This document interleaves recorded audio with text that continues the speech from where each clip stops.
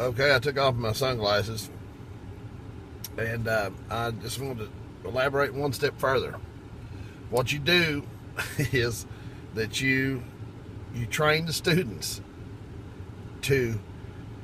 I mean, if somebody comes at them, if it's a situation, if it manifests itself, then they are the best eye, throat, and groin strikers in the fucking world.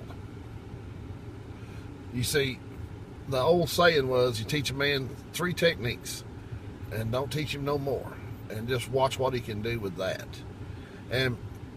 But if you really, really capitalize on different scenarios, being rushed, being threatened, being this, being that, just keep creating the situations, but turn around and show me how to hit me in the throat and the eye and the groin from any situation, any angle, whatever. Just make it up. But somehow come up with a way to disable me through my most vulnerable areas. It's just like the dragon. Go for the soft of the underbelly, they said. There's in the Hobbit and Bilbo Baggins, when Smaug come down from the mountain, there was one scale missing. And they aimed for that, so aim for the weakest place that you possibly can. And then the secondary targets, there's a few of them that are soft targets, but then some of them are harder targets. Some of them are nerve centers. So the ability to strike has to be a little bit keener, has to be a little bit rougher.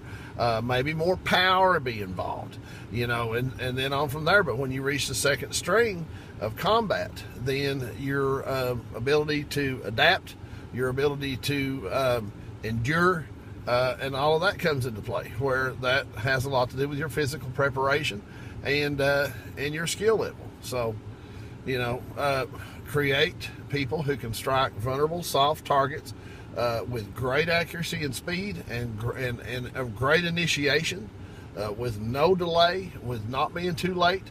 Be able to hit them on the run, hit them anywhere, but just eyes, throat, groin, once it becomes physical.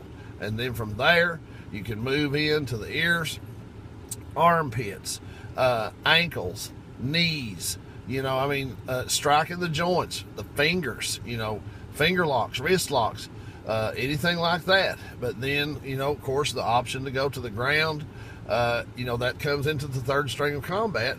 And that's where the student starts to expand their abilities.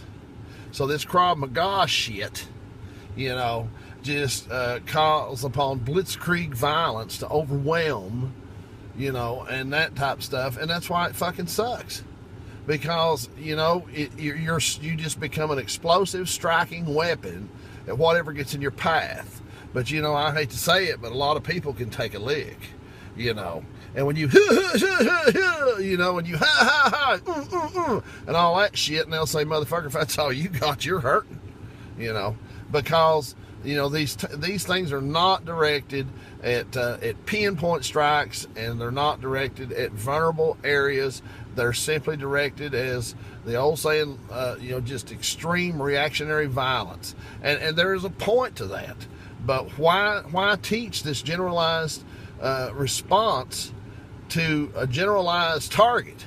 You have to create a quick response, a thoughtless response to danger, and you have to create a centralized target, not a generalized target. So the Krav Maga, that's where they get me, because it's the kick, and then if you see about 5 or 10 techniques into a situation, you'll see them finally strike a vulnerable target, and it should be the other way around. You poke somebody in the goddamn eye, and then you hit them in the throat, then you kick them in the groin, and then you pound the fuck out of them. But you don't leave the killing technique to the end, because people can fucking fuck you up so fast like that. Because if they're akin to abuse and they can take a lick and pain doesn't register, then what are you going to fucking do? When you disrupt the vision, when you disrupt the breathing, and then you create an intense amount of pain in the most vulnerable area you can, then you have the advantage,